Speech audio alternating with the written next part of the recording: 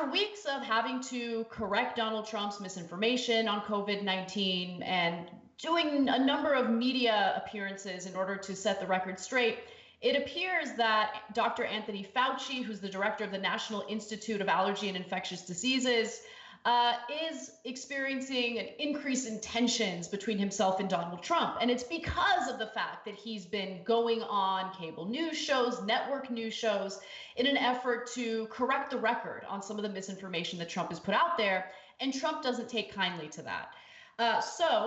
Without further ado, I want to go to this video because it has to do with a topic that's really being discussed right now. And there's a significant difference between Fauci's message, which you're about to hear, and what Trump believes. Take a look. Where is Dr. Fauci right now? Why is he not this briefing? Will he attend future ones? I was just with him for a long time. And he's at the task force meeting right now. We have a task force meeting. He was there. Does he agree with you about the need to reopen the economy soon? Well, he doesn't not agree. I mean, we had a long talk, and he understands there's a tremendous cost to our country, both in terms of lives and in terms of economics and in terms of many, many years of rebuilding something that was a fine-tuned machine. It was nobody's fault. It just happened. This horrible virus came from wherever, and it just happened. It just happened. He fully understands that. No, he's a good man. I like Dr. Fauci a lot, just so you understand. No, he's not here because we really weren't discussing what he's best at. So that was Trump's press briefing last night. And it was kind of interesting because it was the first time that Fauci wasn't present. And that's why the reporter asked him, like, yo, what's up? Where's Dr. Anthony Fauci? We want to get some actual correct information tonight during this press briefing. But Trump said nice things about Fauci, but behind the scenes, based on reporting from several sources, including the New York Times, there are tensions. The reason why Trump hasn't gotten rid of him yet is because people trust him, people like him, and Trump is concerned that getting rid of him now would actually hurt Trump and his chances of re-election. So let me decode, though, what Trump said there. First of all, Pence tells him, he's at a task force meeting. Wait a minute. Pence is the head of the task force, so why isn't he at the meeting? And then Dr. Birx is also in the task force. Why isn't she at the meeting? No, they decided that they were going to keep Fauci out of the meeting. They're like, this isn't what he's good at. What do you mean? Informing people about the status of the virus is exactly what he's good at.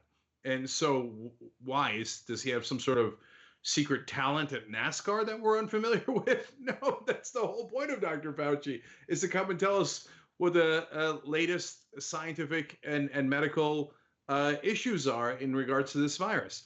But the interesting part was Trump's train of thought there is he said, no, he doesn't not agree. Like, this is the main divergence where Trump wants everybody to go back to work as soon as possible to help the stock market, whereas Fauci says, well, that's not going to help anything anyway because more people are going to get sick if you do that. So we need to maintain social distancing for a longer period of time.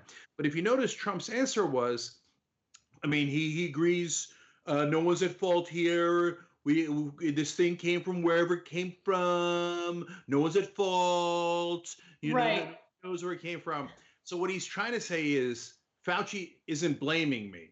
So he's okay enough, and don't report that Fauci's blaming me because I didn't start the disease. But nobody thinks you started the disease. That isn't the question. That isn't the issue. The issue is how are you handling it? And for example, if you force people back to work too early, you might be handling it poorly and make the disease far worse. But he's such a simpleton that's why he's talking about the disease came from somewhere else. Well, okay, so there's one other part to that I actually want to decode, because remember, Trump has really relied on using some pretty racist language in talking about COVID-19. He keeps referring to it as like a Chinese virus. That press conference was actually the first time that he avoided referring to it as a Chinese virus, which is why in that moment it was kind of awkward where he was like, it came from wherever it came from. And it's so funny. I thought about this last night. I'm like, it's going to hurt his vote with Asian voters who, there's a pretty significant conservative Asian voting bloc that he's needlessly antagonizing right now. And then sure enough, all of a sudden, he starts, changing his rhetoric. And I think it has to do with his chances of getting reelected, really. Yeah, no, look, credit where credit is due. I mean, it's the same thing as Trump always does. He starts a fire, then sometimes he puts some of the fire out, forcing me to give him credit for that. But yeah, he's the one that started creating this atmosphere where Asian Americans were being blamed. I told a story on the air now a couple of weeks ago about how my son came home asking about if it was basically Chinese people's fault. But I'm glad he's now backing away from that. And he also put out a tweet saying, hey, don't blame Asian Americans. They didn't do this and they're an important part of our community, et cetera. Yes, Anna, it's a rare ethnic voting bloc that he hasn't completely pissed off and might be able to get a couple of votes from. Koreans, for example, are very religious and have a decent chance of voting Republican based on that. And there's many other factors here. But also, there are a lot of wealthy Asian Americans. Yeah. So could he care about that in terms of his donor class? Could he be hearing from Asian business leaders? That certainly could be the case as well. Exactly. And I do want to mention that Dr. Anthony Fauci completely disagrees with Donald Trump's goal of opening the economy back up, meaning encouraging people to go back to work by Easter. In fact, he released a statement, Fauci did, saying that Trump needs to be very flexible with that date. So we'll see what happens. We know that if experts around him push him too far in a direction he doesn't want to go in, or in a direction that doesn't immediately benefit him in the short term, then he gets rid of them. He likes to be surrounded by yes men. And luckily, some of the health experts around him right now aren't yes men, but they're doing their best to try to massage him while, getting actual factual information out there. And by the way, go ahead, Jake. Yeah. And Trump even said in that press conference, he said, well, if we listen to the doctors, the whole world would be shut down, and they'd shut it down for 2 years. First of all, that's not remotely true. No doctor has said we're going to shut the world down for 2 years.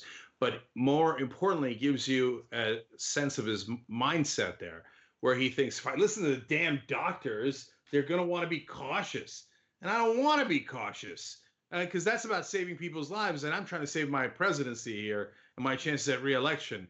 So that's why he's talking about, other smarter conservatives frame it as a balancing act. Well, that's a sensible way of talking about it, even if they don't mean it.